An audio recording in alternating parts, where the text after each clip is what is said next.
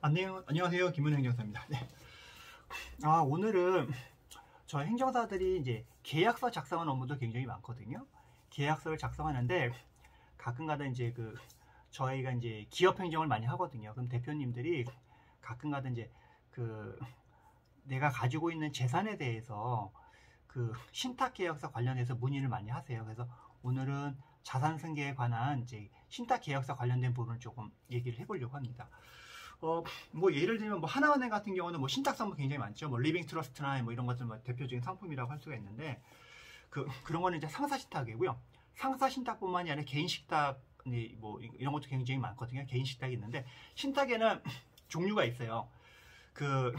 위탁자를 기준으로 해가지고 개인 신탁이라는 게 있고 법인 신탁이라는 게 있어요. 그 다음에 신탁의 목적에 따라서 가족 신탁이 있고 운영 신탁이 있습니다.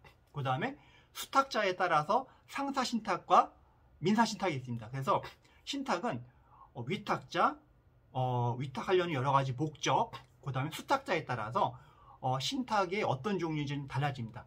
예를 들면 위탁자를 기준으로 했을 때는 가족 신탁인지 법인 신탁인지, 신탁의 목적을 봤을 때는 가족 신탁인지 운영 신탁인지, 또 가족 신탁에는 증여형 신탁도 있고 상속형 신탁도 있고 후견형 신탁도 있습니다.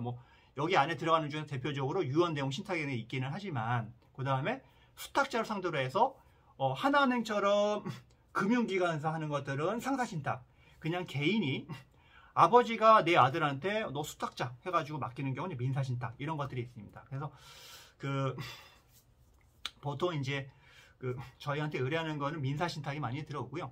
간혹 가다가 이제 상사신탁에 대해서 말씀하시는 경우도 있으세요. 행정사님이 상사신탁 관련해서 금융기관하고 이렇게 하는 부분 좀 얘기를 좀 해주세요 라고 하면은 저희 같은 경우도 이제 하나은행이나 이렇게 조인이 돼서 뭔가 이제 이렇게 하는 경우가 이제 있거든요. 그래서 오늘 이제 제가 말씀드린 거는 이제 유언 대용 신탁, 이제 민사 이제 신탁 요 관련해서 조금 말씀드리려고 하는데, 자산을 굉장히 유연하게 설계하시는 부분들이 있으세요. 이걸 전문하는 변호사님이라니까 법무사님도 굉장히 많은데, 저희 같은 경우에는 이제 계약서를 이제 작성해서 이거를 플랜을 짜주는 경우를 하고요. 그 다음에 신탁은 등기를 해야 됩니다. 그거는 등기는 법무사님한테 말씀을 하시면 되세요. 아니면 변호사 사무실에서 하셔도 되는 거고요. 다음에 이제 계약 내용을 저희가 이제 잘 작성을 해서 이제 예를 들면 변호사님 찾아가시면 비용이 많이 드니까는 저희 찾아오셔도 비용을 저렴하게 해서 그 내용을 이제 하시는 분들도 있으신데, 계약 내용을 잘 하셔야 됩니다. 근데 요 신탁은 내가 자산이 많다고 해서 꼭 이게 신탁을 하는 게 아니에요.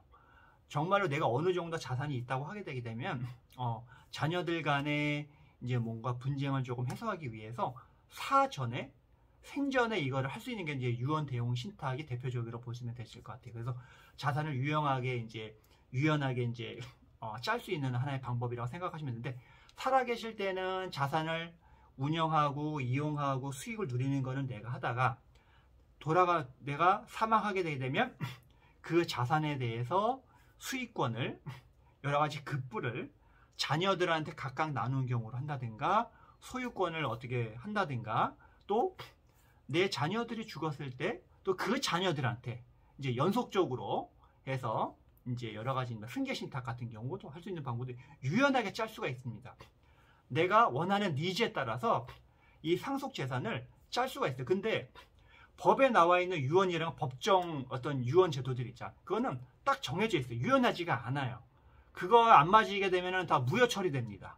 근데 신탁이라는 건 그렇지 않고 나중에 또 유류분 분쟁에 대해서 해소할 수 있는 부분이 있으세요. 다만 그거는 이제 상사 신탁은 그렇습니다. 민사 신탁은 좀 그런 좀 해당이 안 될 수도 있어요. 왜냐면 이제 1년이라는 요 기간에 있어서 요거는 이제 제3자거든요. 근데 가족 이제 상속인들한테 요게 해당이 안 돼서 그래서 대부분 이제 상사 신탁을 해놓고 1년이 넘어가는 부분에 대해서는 유류분 들어가지 않는 부분들이 있어서 보통 이제 그런 게 염려되는 자녀가 있으면은 상사 신탁을 쪽 하는 게 맞고, 그런 자녀가 없다고 하게 되면은 민사 신탁 쪽으로 정리하시는 것도 맞을 것 같습니다. 그래서 신탁 부분에 대해서 계약서 부분에서 좀 컨설팅을 원하거나 어떤 유연하게 자산 요 관련해서 조금 플랜을 짜기를 원하시는 분들은 저희가 계약서를 작성을 해드리니까는 한번 오셔서 자문을 받아보시고 이런 제도가 있다는 걸 한 번쯤 알아두시면 좋을 것 같습니다.